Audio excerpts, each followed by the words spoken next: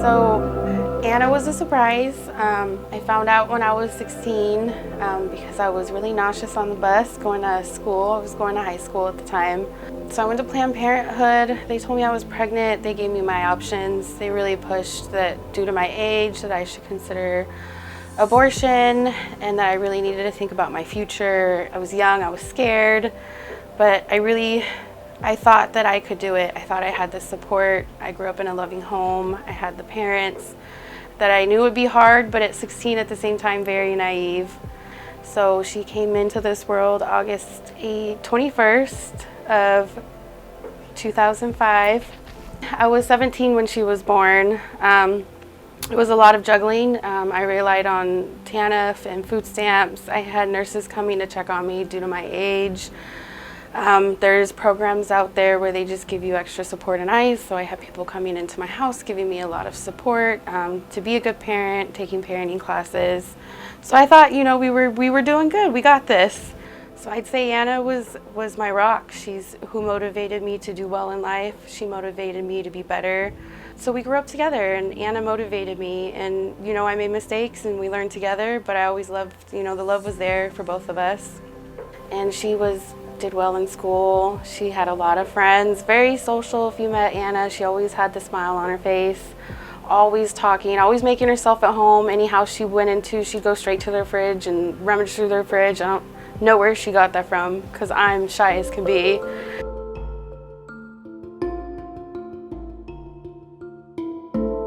Her time of death is 10 a.m. August 18th. So it's 3 days before her 15th birthday. She did pass from fentanyl overdose. A friend had given her a fentanyl pill under the impression that it was a pain pill for cramps. Instead, it was a prescription dose of fentanyl. So she was essentially slowly dying throughout the night and then died alone on a bathroom floor while her friend slept. The next morning I woke up. I didn't have any inkling, weird feeling at all. I was getting her sister ready. I messaged her on Facebook Messenger. I was like, where are you? We're getting ready for the day. And I never got a response. She never looked at it. Usually it took her a bit, but I didn't really think too much of it. I'm at the park with her sister. We're having fun, and I get a call from a friend, and she's like, tell me this isn't true, and she's seeing this on social media, it's on Facebook.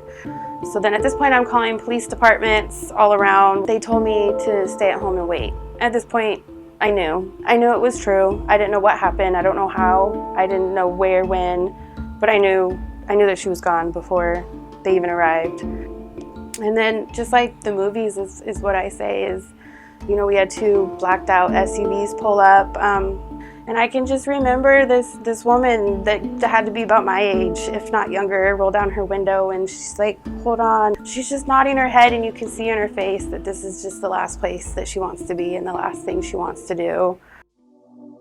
So then I think I just hyper-focused on taking care of my baby. Like in my mind, I was told she wasn't here, but she was here. So I remember calling funeral homes and being barely able to handle that. And I felt like I couldn't breathe and my heart would hurt and my body would hurt and I didn't want to move. I didn't want to function, but I had to because I felt this intense responsibility to take care of my child, which I think any of us would, and we all do. And I'm scared. I'm so scared. I'm scared of the unknown. I'm scared of the pain. I'm scared that this is going to last forever. I'm scared of what kind of parent I'll be for my child that is surviving. So just planning a funeral is, for anyone, awful. Walking into the building took every ounce of anything that I had in me. But with the open casket and the cremation, it was expensive. I remember looking at it, it was $9,000 for her end of life.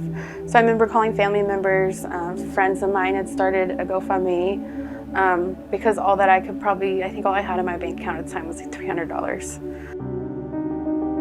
And I was familiar with Raise for Rowan, so they made sure to bring up Raise for Rowan as well. And couldn't even tell you I remember the process. I don't even think I applied. I think someone else applied for me on my behalf, which is so great that that's even an option. But I remember at that time it just meant so much to me, so that alleviated so much. And then just looking forward, I think the support I got from Raise for Rowan, in addition to the financial funds in the crisis, the ongoing just mementos, have meant more to me than anything. I think for those that know it, we lose friends, we lose contacts. This life is hard, to this walk of grief. But I remember Anna's birthday came around this year, and I was dreading it, and I was thinking that I'd get all these text messages and all this support, and I didn't, besides my immediate family. I think it had to be the day after or day of her birthday, I get this card from Raise for Rowan. And I remember it was her birthday, and I'm just, they remembered. They sent out a card, it was personalized. I also got a package probably a month after her passing. It was a whole package that showed up on my doorstep.